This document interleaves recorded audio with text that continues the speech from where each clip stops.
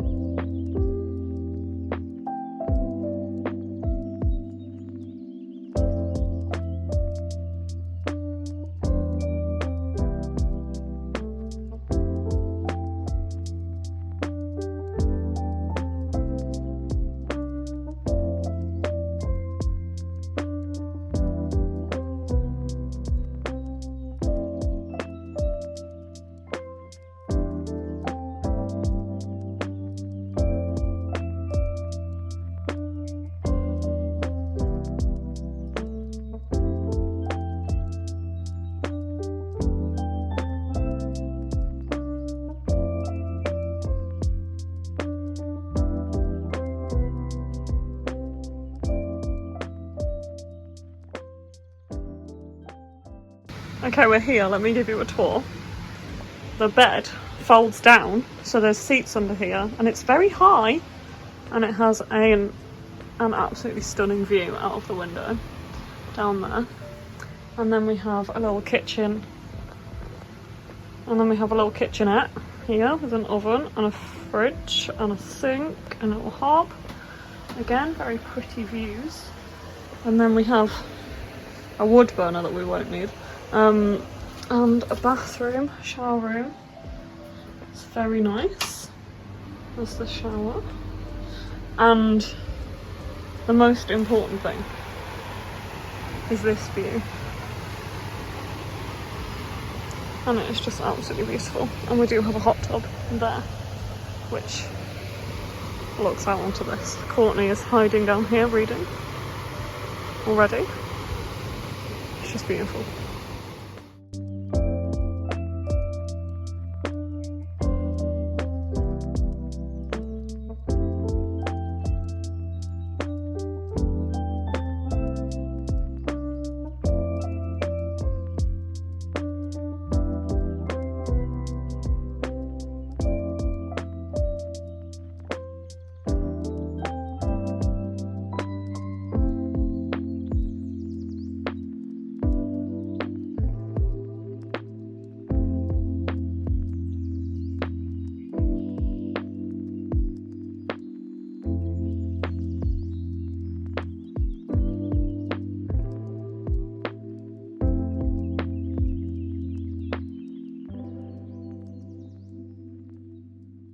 Hello, I've not done an update for this vlog and we're one day in to this trip.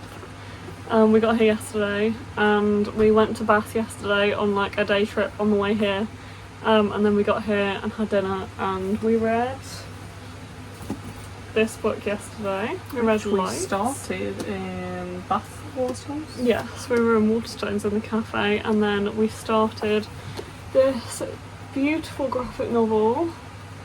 I feel like you can't really do it justice on camera. I'll try and find like a really, like that spread, like a double page spread, which whenever we get to these, like we one just of stop us, and show each other.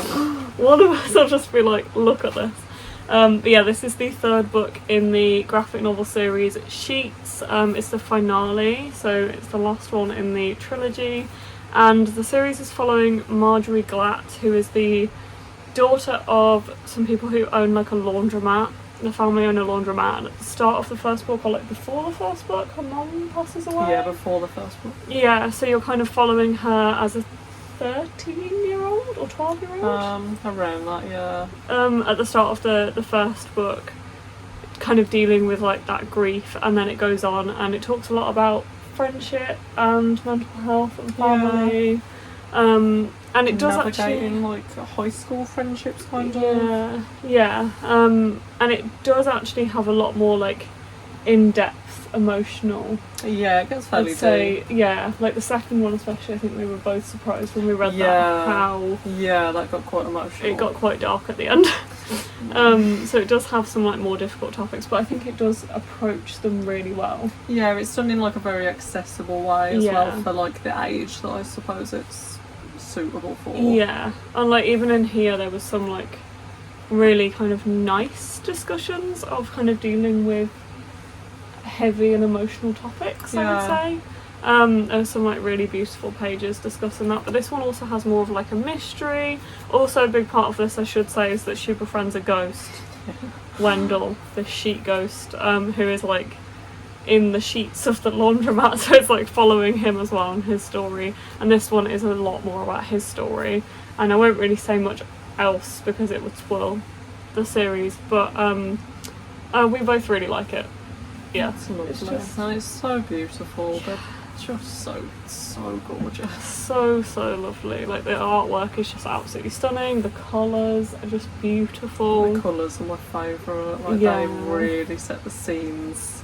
Yeah. For the different like time jumps showing in the past and things like that. Yeah, because this one is set, like the others are kind of set between different spaces. Yeah. But this one has time jumps and it's very much defined by the colour, and I think that really helps because you would probably be confused otherwise. Yeah. Definitely follow it through the colours. Yeah, because it took us like a few kind of chapters to get to grips with that. To pick up on what was happening when. But yeah, we both really liked this one. Also this one's set in winter, which I feel like we didn't really like realise that would be an impactful thing, but like the spreads just made it absolutely so stunning. Like the way that they draw snow. That one. Yeah. I'm trying to find I mean that page is beautiful. Yeah, I love Thummler. And then there is the next page, which is also very cute. Yeah, we were just saying though, we were talking about this and the fact that Marjorie is a bit of a dick sometimes. Yeah, I feel like the main character just comes across as like she just kind of treats everyone kind of shitty sometimes, but she is also like a 13, I guess. She's going through a lot and she's like learning a lot about herself and stuff, and like we were saying about this book, she's only human, but she does, I think she probably does it to as you were saying, to all of the people in her life at one point or another. Like her closest friend, a couple of other friends, her dad, like she just her kind brother. Although her brother's actually really dick, but like really like shitty to her. Isn't it, yeah, but she is like that with a lot of the characters. So I feel like the sort it of does. Character she is, I guess. Yeah, but it doesn't like take away from the story. Like it's still a really nice story. It is still really good. So yeah, we read that. We really enjoyed it. I rated it 5 stars, but I did. Yeah. I feel like, I think we've both said before, with graphic novels we do tend to rate them higher. To rate them 5 stars a lot of the time. When they're like this beautiful. Yeah, but, I'm not sure if I rated Delicates 4, the second one. I might have done, I'm not sure. I think I might have rated them 4, 4.5 and 5 or something like that. Like they're all around like 4.5, 5, but yeah, I've definitely read some graphic novels where I'm like, they're not as good, but depends how much like story they fit into the graphic novel as well, I guess. That's true, which is hard to do, but they're quite like chunky, aren't they? They're quite a chunky graphic novels. And then today, it's now like 3 o'clock in the afternoon. We have read Forever Interrupted by Taylor Jenkins Reid, which we started this morning, and we just kind of immediately fell into the story, both of us, and we just felt like we didn't want to put it down. Like the first 30 pages, I think we both looked up after that, and you're like, some books, it takes a little bit to kind of get into the story, but I just feel like straight away it's like no kind of work was required to just like fall into the pages, and you don't feel like you're reading, you're just in it straight away. And you just like want to carry on reading. The first 30 pages were very intense. Yeah, it was a lot straight away. She just like very much throws you into the story, and it's not a happy story. This is following Elsie and her. She has like this whirlwind romance with a guy, and they get married at the end of this like 5 months. They elope, and it's following, like, it starts the story just after they get married, and then he dies quite tragically, and it's kind of following her through this grieving process, but also following her relationship with his mom, who didn't know about their relationship, and it's kind of following how she's grieving, and the main character's grieving, and the mom's grieving, and it's following how they both deal with it and how they navigate that with each other as well. And it does have like alternating chapters to show her and Ben, like them getting together, and like the short time of their romance from them meeting to getting married and him then passing away. Which I feel like she does that in a fair few books, doesn't she, of sort of like alternating through perspectives and time. I don't think One True Loves goes through like each relationship and has alternating chapters. And obviously maybe in Another Life has different perspectives. Also alternating. So she does that quite a lot, so she does it quite well. Seven Husbands, that goes back, that's like not linear, is it? When Evelyn of course, because it goes to life, then it goes back. So she does it very well, and you're just very much thrown into this story. And I feel like we were both just saying, like, Taylor Jenkins Reid can be quite unpredictable because she does write these stories that are quite different from one another and from anything you've really read before. Like, her plots are quite unique, so they're you not never typical. You never really know what to expect, and even at points when we thought we did know what was coming, it quickly kind of changed. Or it did it in a way that we kind of weren't expecting. Or it, you think the big thing that's coming is this, and then it's like, oh, this other thing actually came about. And this largely is like a quiet story about grief and friendship and family and friendship. love. Like the friendship in it was really nice. We both really liked the friendship in it. And I feel like it is an inherent part of the story and like a goal of the story. Especially for the first, like, I'd say half at least. It's like, it feels like a story about friendship because it's just her going through her grief. But it was very well done. And we both really enjoyed it. I loved that one. 5 stars? Yeah, I think it has to be 5 stars. I mean, I've definitely rated some, maybe like After I Do. I think I gave that 4 stars, but I'd say like this one 5 stars. This one is like up there. I really enjoyed it. Just straight away, I just kept, like, as I was reading, I just kept feeling like I just love it. Like, it's just I really just love this one. And just want to be reading it. Like, I feel like it was very very even though easy. It was heavy. It was easy. Very easy to read. Very short chapters, which I think is quite typical of Taylor Jenkins Reid. That like you want to read on because the chapters are really short. So it's just easy to just read another couple of pages and you've read another chapter.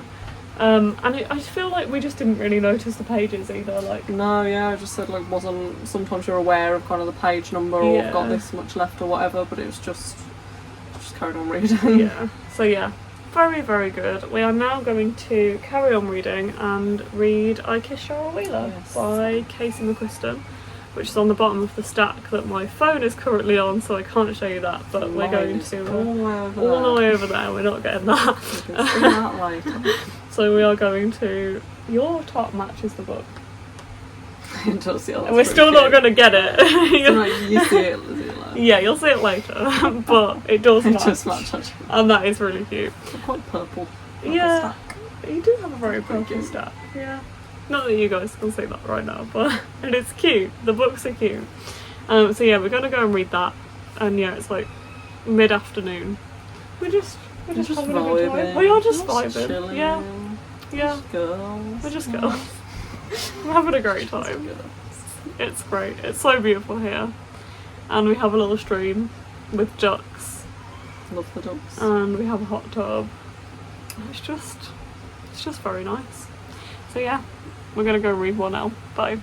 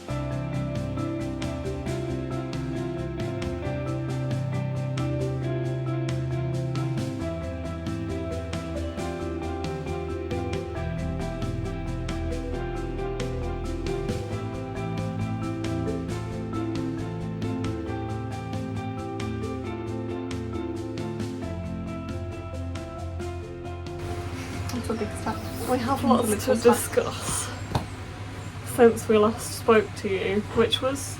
Did we just not update them yesterday? Oh, wow. No. Sorry, guys.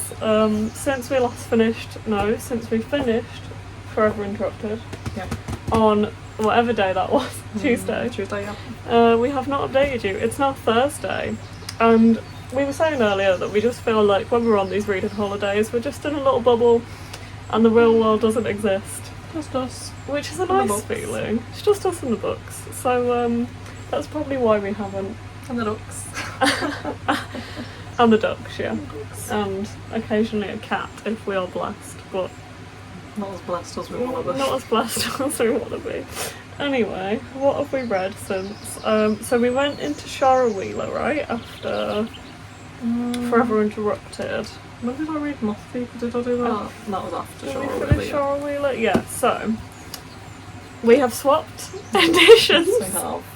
Because I prefer this edition and Courtney prefers this edition. So we've swapped. I feel like this is not the first time we've done this. No, I don't think it is. Yeah, we've definitely done this before. I really like the purple like spine on this one. And this is a proof. Yeah. So it's not going to get it any other way. That's true. Yeah, so we read Shara Wheeler. What are our thoughts on Shara Wheeler? I think it wasn't as fast as we probably expected it to be because it's YA. We wanted it to be. Yeah, so like for this holiday the pace wasn't really what we wanted. Yeah. But it's just a slow paced book. Like it goes day by day through this mystery, so it just is slow paced. Yeah, I think after reading Forever Interrupted, which is an adult book, we were thinking YA is going to be a change of pace. Usually it's easier to read and it's quicker. But Forever Interrupted was so like all consuming and set over like months that it would skip such like long periods of time, and like I wouldn't have thought of it if Courtney didn't say, but the fact that this is like literally day by day did make it feel quite slow, and the chapters are quite not long, but they're like 10 to 15 pages. They must have been longer than like Forever Interrupted. Yeah, I think so they were. That's probably why it felt also slow. Looking at it now, the text looks quite small. Yeah, it's not it's not like big, like mid-grade YA font. It's fairly small. But this one is following a girl called Chloe who receives a kiss. Receives the kiss. She's kissed by a girl called Shara Wheeler, and then Shara disappears and leaves these like notes and clues, and then they find out that she's not the only one. Yeah, that I didn't want to spoil that, but it is on the back. That Shara kissed and then disappeared, so she kind of like, it's her and these two boys that Shara also kissed. What is that? Oh, it's the steam train. And then she disappeared, so she kind of like gangs up with them to try and find out what's happened to Shara. Yeah, it's a bit of like a scavenger hunt, isn't it, to find all these clues. Which it was quite a cool concept. It was a really cool concept. It was a very different concept for YA. Yeah, that was the steam train, which was interesting, but I also feel like the pacing of that was maybe slightly off, and it was possibly a little predictable. Like I feel like we guessed some we did things. Guess some stuff. Some of it I didn't. But some of it, you couldn't really tell. Yeah. I feel like with a lot of like, obviously it is romance, and I feel like with a lot of them, like who's going to end up with who, but this one I kind of kept guessing for different people and not knowing who had feelings for who or what was going to happen. And there was like a nice element to this having like a little bit of a found family feel, like there was some scenes between her and the two boys which felt really kind of wholesome, but I think it was a very wholesome book. It was quite hot. It was also quite with like two mean girls as the main characters, which I liked. Yeah, it was fun. But it was wholesome. And it was wholesome, and there was like quite a wholesome like scene at the end, which was like a couple of scenes like that which were quite nice. But I feel like we both said there were so many characters that there was quite a big cast of characters. Yeah, there could have been more of like a focus on those three if there wasn't so many characters. It kind of almost felt like we were taking time away from the three by finding out about all these other people and not really finding out a lot about them, so it could be a little bit confusing at times. But it was still enjoyable. I didn't enjoy Red, White and Royal Blue that much, so for me, I guess I went into this with like middle expectations anyway. Like, I love One Last Stop so much, but Red, White and Royal Blue I didn't enjoy as much as most people did. Yeah, I think you enjoyed it I a lot. One Last Stop and Red, White and Royal Blue. Yeah. So I don't know, what was your rating? Did you say 4? I think 4 stars in the end, yeah. Whereas I'm more like 3.5. I don't know if I went with 3.75 on Storygraph. Oh, okay. Well, if you've got the option on Storygraph. I think I did put it through Corpile and it came out at like a low 4 yeah. by 3. So. Yeah, that makes sense. Yeah, I feel like for me it was probably like 3.5. But yeah, we did still both enjoy it. Yeah. I think we both just said it would just be wasn't quite what we were expecting, I think, for as this, well. Yeah, especially like if we'd have read it outside this, like Holiday, which we wouldn't have as been well. as bothered by the pacing. Yeah, it would have been like a different experience, but we did still both enjoy it. Yeah, although still we've enjoyed got it. some things to say. And then we went into different books. We started reading things not together, not buddy reading. We both read graphic novels. So you read The Moth Keeper, and I read Olympus, Volume 5 and 6. Do you want to talk about The Moth Keeper? It's so cute. Oh, it's just so beautiful. Oh my god, the page. I don't know how to show it. Yeah, it's Do you hard want to show it a little bit? Graphic novels. Because I just, as I was reading it, I just kept turning to you and just saying, like, it's just so stunning. Absolutely. The colours, like, it's just absolutely beautiful. And I did really enjoy the story. Like, it was quite, it was unique, like, it was a different concept, and it was quite, like, an emotional story. But it was just really beautiful. Just love everything K.O. Neill. Yes, this is by the same author of the Tea Dragon Society, that series, and that I love that series so much. It's just absolutely beautiful. I just think everything K.O. Neill is just beautiful and wholesome and lovely. Yeah, I've read a few, like, because they've done a couple of other things. I don't think I've read. Is it Aquarius Cove? Is the other one? Yeah, I think. No, you have, haven't you? Because I think I read it from you. Yeah, I think I have. Was that when we went to Scotland? I feel like I read it on when we were driving through pretty parts of Scotland. I think you're right. Aquacorn Cove. Aquacorn Cove, that's it. Yeah. Just look at that. That is so pretty. Beautiful. Oh, and this edition. The whole back is stunning. So nice. It's very, very pretty. Anyway, you can have this back now. Thanks. Yeah, so it's pretty. very, very pretty. 5 stars? Yeah, 5 stars. Just can't not them. Yeah. And then I read volumes 5 and 6 of Olympus, which follow the Greek gods in, like, the underworld, mainly focusing on Hades and Persephone. It does deal with a lot of, like, difficult topics, and there is themes of sexual abuse in here which kind of start from the first book, so they are quite dark because they do look back on some of that throughout all of the, like, the whole series. I quite like the art style of this series, and I think it's done really well in terms of all of the gods have different colours, and I think it makes it a lot easier to follow, especially because if you don't know the Greek gods very well, which I don't, then they can be quite hard to follow, and there's a lot of characters to this series, and obviously just in the mythology in general.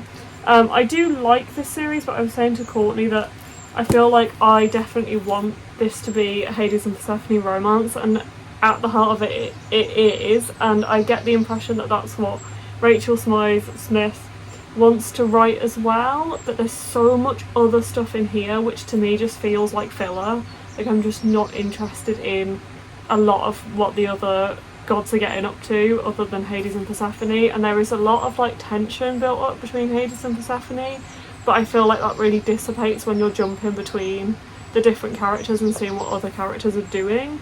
So I think I slightly preferred volume 6 because it does start to build up more of, like, a connection between Hades and Persephone, but I don't really take in a lot of the other story. And I worked out, so this is now, it's a webtoon and it has now been finished. Like, she finished it last month, wrote the last episode, and that's the 280th episode, and these are 25 episodes each, so I worked out there's going to be 11 of them, and I'm not sure whether I actually want to like read 11 of them. I do enjoy them, but like you said, they are quite chunky, and now I have a lot of space. 6 of these, which are very pretty. Like as a set, they do look really nice, but they take up so much space. Yeah, but 11 of them is quite a lot, and I don't know if I'm invested in enough of it outside Hades and Persephone. Like I feel like if someone did a bundle of them that were just Hades and Persephone's story, I would be much more interested. But I guess there is a lot in here, especially with Persephone. It follows like more of her story with other characters and like with her mom and stuff like that, so I don't know whether it would make that much sense if you didn't have the context of the other characters. But I'm definitely here for Hades and Persephone, so if it doesn't follow them in detail, then I do wonder if I'd enjoy it more because I haven't read them, but because I'm really into Greek mythology. And I guess I've like listened to podcasts / read a lot about it, that I'd probably be really interested in a lot of the other characters. I think you would enjoy them. So maybe I probably would enjoy them. Because for me, like I've never really read that much Greek mythology, and I still feel like I'm getting to grips with a lot of it. So these are good. They're accessible. Because I don't think you really need a lot of background knowledge on the gods. You can just kind of dive into it, and it does make sense because it's completely its own story and it's following them like in the underworld, and it's meant to be following them in like a modern day kind of normal setting. So it is accessible, but I feel like it would help if you had background knowledge of the Greek gods. It's like a lot of the gods I could probably like automatically know like their personality or a bit of their stories without needing any like extra from that. Yeah, I mean in reality maybe I should just start reading the webtoon, and then that would help, because maybe then I'd be able to decide whether I do want to like own the full set or not, because I would happily carry on with the story, and they are very obviously like easy and quick to read, and now the webtoon has been completed, I could read the full thing and then kind of decide whether I actually want to own all of the books or not, because as you said, it's like they're a full, like when all of them come out I would have like a full shelf of Lore Olympus. So yeah, we will see. And then we went into different novels.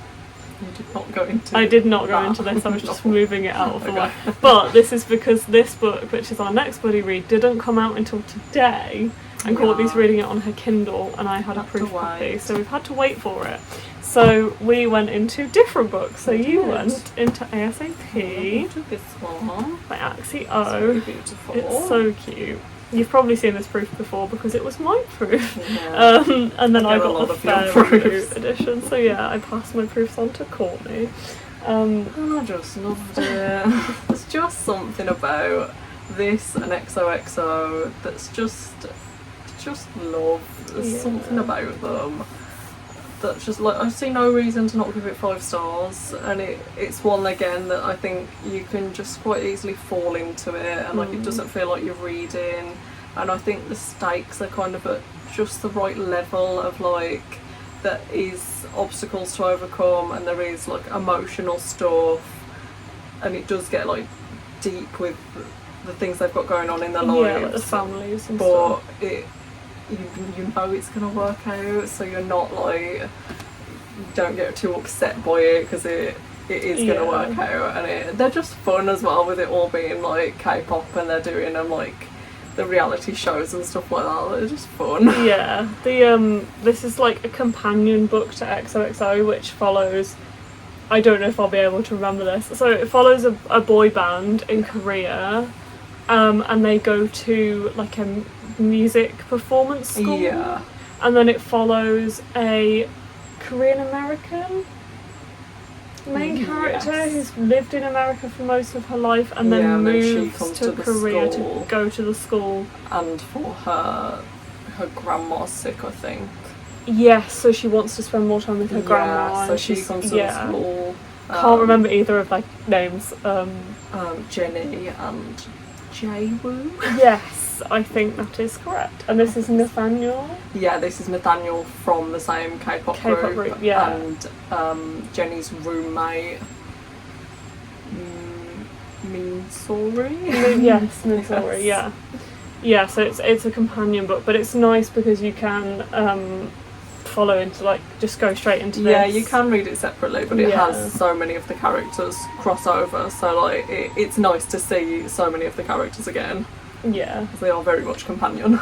I feel like the back of this one gives, like, a good summary for the book without really knowing that much about them, because this one, it says second chance romance, sunshine boy meets grumpy girl, ex-high school sweethearts, perfect K-drama romance, a K-pop boy band is your found family. Yeah, the train is not really coming back, and the train is very loud. I don't know if you can hear that.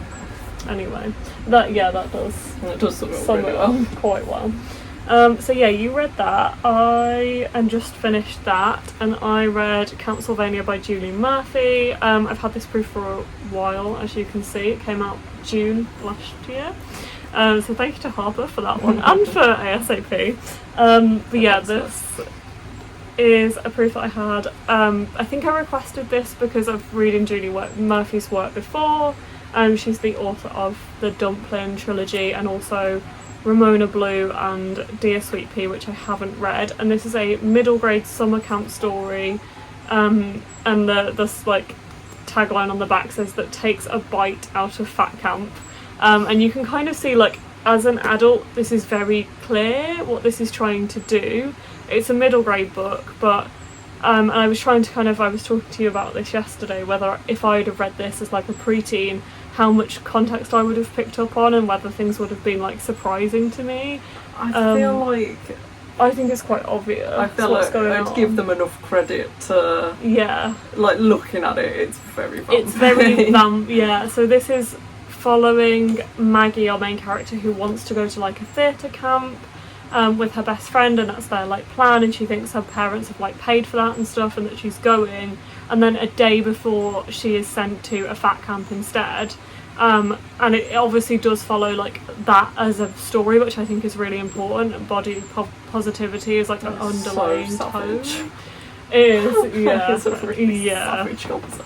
And then when she gets to the camp, it's like something weird is going on, but they don't really reveal that there's, like, vampires involved until, like, at least, was it 100 pages? I can't remember when I sent you, like, halfway through the story. It looked about 2/3 when you showed that. It was quite far in when they actually kind of find out what's going on, but there's so many obvious things, like, before then, that I feel like that didn't take away my enjoyment, but it's an interesting thing to, like, think about. But I actually think I enjoyed this a little bit more than I expected. I think because you expect going into middle grade that it's just going to be really obvious what's going on, and, like, there's no surprises, and it obviously was like that, but it was also just fun. And I think there's a lot of positive elements to this story, like I said, like, the body positivity thing was really good to read about, and I think it's really good for children that this is aimed at as well. And there was also this nice, like, found family element between her and her, like, camp mates, like her bunk mates as well. So I think that was really fun. I don't necessarily think I feel the need to carry on with this series. There is another one which follows them, like, the year after this, going back to the camp. But this, like, wraps up really nicely because it is set, like, in these 3 weeks of camp. And I was also saying to you, like, I don't necessarily know when I would have read this otherwise, because although it's like it's a good summer one for this trip. Yeah, it's a great one for, like, obviously it's a summer camp book, so you want to kind of read it when you're, like, feeling summery and on holiday, but it's also vampiric. Yeah. So I also think, like, it'd be a good one to read in, like, end of summer, like, go into kind of, like, Halloween. Yeah. So I never really knew when to pick it up, but I'm glad that I did now, because yeah, it's a good one to pick up now, and I did enjoy this. So I think, as if I was rating this, like, more objectively, I think I'd give it 4 stars.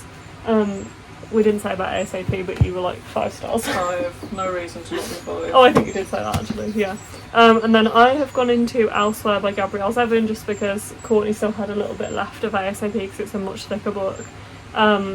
So I read the first 100 pages of this, which has an absolutely wild concept. It's following Liz, who's killed in a car accident. She's 15 and she's taken to this place called Elsewhere, which is, like, where you go after you die, and then you start aging backwards until you're a baby again, and then you go back to Earth until you die again and go back to elsewhere. It's like a continuous loop. It's absolutely mad, but actually I'm quite enjoying it so far. Very easy to read. I actually feel like this is one of those that, because I was saying to Courtney, like, I love Tomorrow and Tomorrow and Tomorrow so much, and you know the bit in Tomorrow where she's in the game and it's just all a bit like whimsical and you don't really it's like that. Oh, okay. It's like I can kind of see the parallels between Gabrielle Zevin's writing in Tomorrow and Tomorrow and Tomorrow and this. And also I read Memoirs of a Teenage Amnesiac when I was a teenager and never really put together that like they were the same author when I read Tomorrow. But when I was a teenager, I don't remember enjoying Memoirs of a Teenage Amnesiac that much. But it's interesting reading this now, thinking, actually as a teenager, I think I would have enjoyed this less. Really? Because I was so into real world stuff growing up. Yeah, I was going to say, it depends what you can kind of appreciate, doesn't it? Because I can appreciate kind of nonsensical stuff now. Which I couldn't. Like, I was never really into any fantasy as a kid. I read Jacqueline Wilson, Kathy Cassidy. I was so, like, real world. And that's what I really liked. That if I read anything that was out of that, my brain just couldn't. Like, I just didn't enjoy it. I didn't really comprehend it. I didn't see the point in it, I guess, like, as a kid. I think a lot of kids grow up reading fantasy and loving that, but it just wasn't for me. So I feel like now I actually will probably have more, like, take more from this because I can immerse myself in the story and not just constantly think this is really weird, I don't understand it, which I would have done as a I suppose I was teenager. thinking that with, like, there was a couple of things early on in Shara Wheeler that we said, like, oh, that's a bit unrealistic because it's, like, contemporary and what it is, whereas, like, when we're reading fantasy, it's like I don't ever take into account unrealistic, but it just totally depends the type of book you're reading. Yeah, because for whether it matters that it's realistic. Yeah, with Shara Wheeler, I think you have to kind of suspend disbelief a bit. Yeah. Because some of the, like, scavenger hunt type clues were just so it's out not there. a realistic situation, but it is an interesting and it's fun. Like, for a book, I think it's a good concept, but there is a lot in there that's like, this wouldn't happen in real life. But it's a book, so just enjoy it for what it is. Exactly, and I feel like with this, like, you very much have to suspend disbelief, but it's written in a very approachable way that's kind of set almost in the real world anyway, so it's quite interesting. And I'm really enjoying it so far, so yeah, I'm 100 pages into that, which is nearly halfway, because it's not that long. And then we are going to read Under Your Spell next by Laura Wood. We are leaving here tomorrow, which is Friday, very sadly. So we're going to got a boy on it. Yeah, this is the proof and this is the finished cover, Kindle cover. So thank you to Simon & Schuster for sending me this one.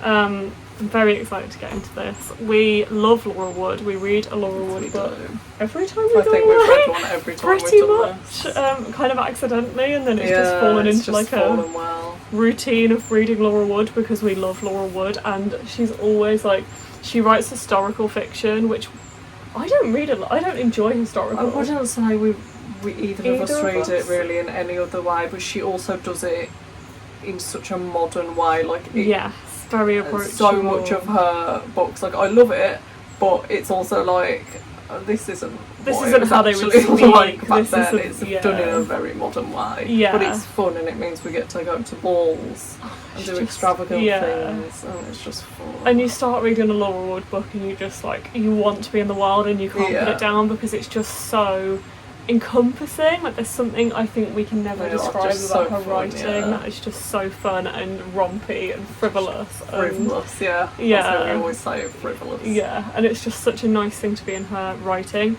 This is very different because it's a contemporary adult romance, which is not something she's written before, but I think it is also set in the summer. It looks like it 'cause it's all beachy. Yeah, so it's following Clementine Monroe, who has just been dumped by her cheating ex, fired from her dream job, and she's about to lose her flat. So she's not having a good day. Her sisters get her drunk and suggest reviving a childhood ritual called the breakup spell, and she doesn't see the harm in it. But now Clemmy has accidentally ruined a funeral, had her first one-night stand, and she's stuck with a new job she definitely doesn't want, spending 6 weeks alone with the gorgeous and very off-limits rock star Theo Elliott. He's the most famous man on the planet. Her life's a disaster, but when it comes to love, Clemmy is learning you should be careful what you wish for. So yeah, very excited to get into this, although it is quite thick. It's like 450 pages, which is, I feel like usually her books are fairly long. They're usually like one of the biggest we read when we go away, but with this being an adult instead of YA, we're not sure how it's gonna read. We will find out, and I feel like we always think that, and then we start reading them and we're like, oh, but it's so good. Yeah, just happy to be here. Yeah, so hopefully we'll feel like that with this too, but we'll let you know. Definitely need to stop talking because we've been talking for 25 minutes and that's mad. But I did also want to point out that we have been watching The Summer I Turned Pretty on Amazon Prime every evening, which I watched last year, season 1 and 2, and I absolutely loved it. When we were deciding what to watch coming here, I was like, I think we should watch that because it's so summery and aesthetic. Also maybe forgetting quite how heartbreaking it is, and then we both cried before we went to bed last night because it is heartbreaking. Yeah, it's also wonderful. I love it, and very enjoyable and fun and summery. Yeah, but it gets really deep. It does get really deep. It's really painful. Yeah, and it is filmed and shot and edited so well that you just feel so like affected by everything that's happening. Yeah, it's a great show. It's brilliantly done. Like I love it, and I love the books because I love the show so much. And now we have to wait a year for season 3. But anyway, I don't want to watch a single another episode. I don't blame you, honestly. The end of season 1 is so upsetting, and I don't want to face it. Season 2 is quite upsetting. So sorry. I feel bad that we've watched this while we're away because we purposely didn't choose other shows because we thought they would have difficult topics. And although this is like young adults, so I think it's easier. Slightly gentler, but it's still so painful. It's very painful. So I'm glad we've watched it because other than like when it gets deep, like it's fun, it's really like throughout the day I'm just thinking like, oh, I just can't wait to watch it tonight. Yeah. But it's hard. It is hard. But I love it. So now we're both obsessed. I like pain. Yeah. On that note, we'll update you at some point about this book. Sorry we talked so long, but we had a lot to get through.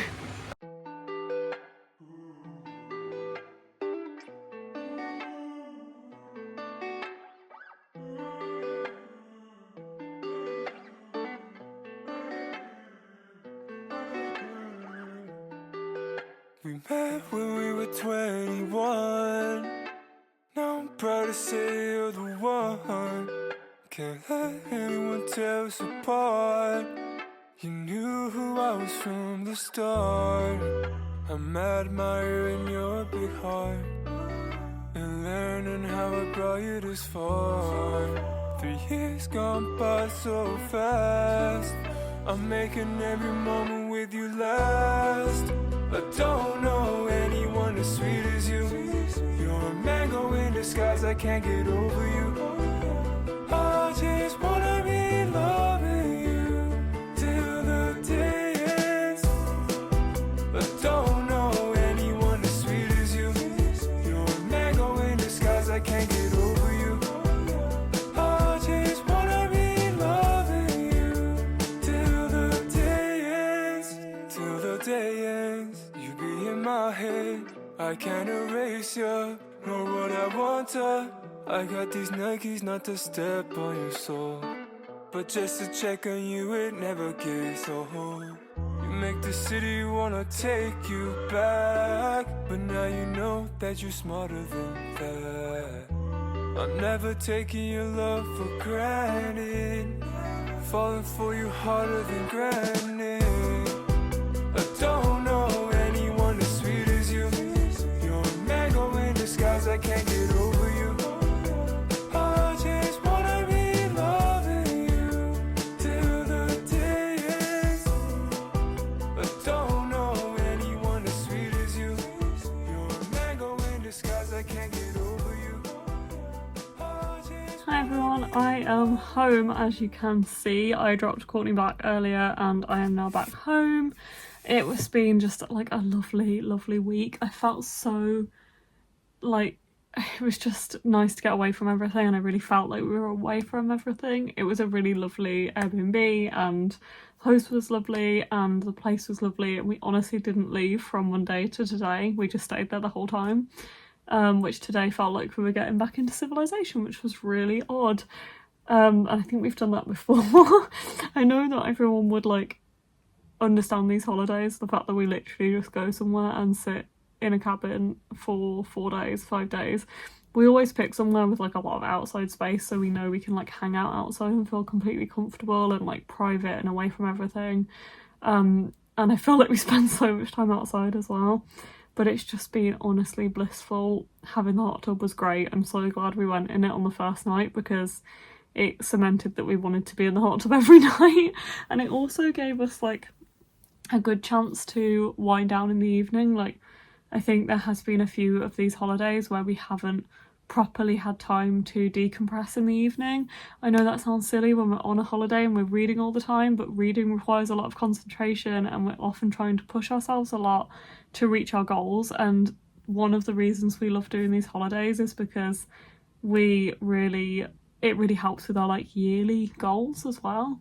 But when we've been like staring at a page all day, I think it's great to have like an evening where we can like just chat and watch a show. Like we watched The Summer I Turned Pretty season 1, which was great. Really loved rewatching that with Courtney. So we like would reach about 7 o'clock after dinner, get in the hot tub and then watch the show. So that was like a really nice way to have like a break for the evening. Only last night when we were reading, where is it? Under Your Spell, we actually read in the hot tub for a bit, which was really fun. And we didn't drop the book or Courtney's Kindle in the hot tub. We read in the hot tub and then we finished off the last like 50 pages inside in the evening, and that was like, you know, it was our last night and we wanted to finish this book, so we read this whole 450 page book yesterday afternoon, which we both really enjoyed this so much. I feel like I've already said, but with all Laura Wood's writing, it just feels like as soon as you're in the story, you don't want to be out of the story. It's just so all-encompassing, and I feel like even though this is a very different book, with it being an adult romance rather than like a young adult historical romance, this is like an adult contemporary romance, very different to like her YA stuff, but it still has the same like encompassing addictive quality to it. Even though the writing style is kind of different, it just has that same kind of feeling, and we didn't want to put this down. It was a little bit predictable in places, but also just so much fun, and a lot of it was just really nice. Like, it's just nice to be reading something where it felt quite healthy and wholesome, and there's a lot of like healthy things in here, like talking about going to therapy, things like that. So, and it like the main character confronting a lot of her past trauma and relationships. This was just such a lovely story, and yeah, as I said, it's not it was a little bit predictable and there was some darker parts to this, but I feel like overall I love the romance. I was really rooting for both of these characters. It was just so nice to watch them fall for each other, and also it was set mainly in this like cottage in Northumberland where they were trapped for 6 weeks. I felt like that was a great vibe for our holiday and what we were reading, like what we were doing at the time, being in our little cabin. So really enjoyed this. I think we both gave it 4.5 stars. I think Courtney did too. I'm giving it 4.5. So yeah, we read that, finished it last night, and then we went to the beach on the way back today, and Courtney read a volume of Promised Neverland, so she's got 2 left now. I read Séance Tea Party. I picked this up in Toppings in Bath on Monday, and I'm so glad that I picked it up today, like, and read it today. The art style is so cute. It's following this girl called Laura who is 12, I think she's in middle school, and she hosts this like magical tea party where she is introduced to this ghost who haunts their house and she has this friendship with this ghost, but it is really wholesome, really lovely, and the art style is just, I just love it. It was so cute, and yeah, it was just a really lovely story, and I'm glad I picked this up. I always like reading a graphic novel if we go to the beach, because it's just a little bit easier when you're not in like the most comfortable environment physically. It was like a rocky, like stony beach as well. So yeah, I read that one today. Probably give that one 4 stars out of 5. Haven't finished Elsewhere, which will be my next read to carry on with this, which I'm looking forward to doing, but I am going to wrap up this vlog here. I have also come back to 2 parcels. One of them says the name of the book that's in there on it, so I know what that is. So I'll open that one first. So the first one is A Proof of Slow Dance by Rowell. It's a very pretty proof with a mirror ball on the back. I'm not 100% sure what this one is about. It's following 2 characters called Shiloh and Carrie. Shiloh and Carrie. They were just friends, best friends, and spent entire summers together. Shiloh was going to be an actress and Carrie was going to join the Navy. Nothing was ever going to change between them. Shiloh made him promise, but she did go to college. But Shiloh did go to college and Carrie joined the Navy. Somehow everything changed. It's been 14 years since Shiloh last spoke to Carrie. She's been married and divorced. She has 2 kids and she's back in North Omaha, living in the same house she grew up in. Her life is nothing like she had planned. When she gets invited to an old friend's wedding, all she can think about is whether Carrie will be there. And there is a note in here saying, hope you enjoy, from Kat, so thank you. To Kat and Penguin for sending me a proof of this. I haven't read a Rainbow Rowell book in a while, but I've always loved everything she's written, so I'm excited to dive into that one. The other book I was sent is Think Again by Jacqueline Wilson, which I'm so excited for. This is Jacqueline Wilson's adult debut, which is absolutely insane considering how many years she's been writing, and this one is following Ellie, Nadine and Magda from Girls in Love, like the Girls series, so like Girls in Love, Girls Under Pressure. There's other books in that series that I read when I was like a preteen, teenager, and I'm so excited to be diving into this world again. This is following Ellie as an adult, so Ellie was the main character of the series, I think, and then her friends were Nadine and Magda, from what I remember of the series. She's now got a daughter called Lottie, her lifelong best friends, and her trusty cat Stella, but her love life is non-existent and she feels like she's been living on autopilot, just grateful to be able to afford the rent on her pokey little flat. This year on her birthday, the universe seems to decide it's time for all that to change, whether Ellie wants it to or not. As she navigates new, exciting and often choppy waters, she's about to discover that life will never stop surprising you if only you let it. And this is out on the 12th of September. And it's also from Penguin, so thank you so much to Penguin for sending me both of these. I am so excited for both of them. And yeah, I'm chuffed that I got a proof of Think Again, because yeah, the tagline, didn't you think you'd ever read an adult novel by Jacqueline Wilson? I think this is so exciting. I was such a big Jacqueline Wilson fan as a kid, so it's really cool that she's now foraying into adult writing.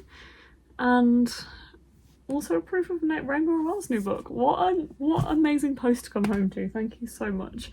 But anyway, I am really happy with what I managed to read while me and Courtney were away. I think I've got 8 books here, possibly. Yeah, I've got 8 books, and I also read just under half of Elsewhere by Gabrielle Zevin. Here is my stack. It's a very pretty stack from the week, and I'm very happy with this. I did read a couple of graphic novels in here, but I also read quite a few full-length novels, so I'm happy with that progress, and just to get a few of these knocked off my TBR. I hope you've enjoyed this vlog. I know we've done a lot of talking, and there's just been a lot of clips of the stream outside our Airbnb because we went nowhere. But it was also just absolutely beautiful, such a lovely place, and I feel rested after that, so after our trip. So yeah, very happy about that. I'm gonna love you and leave you. Thank you so much for watching this video, and I'll see you in the next one. Bye.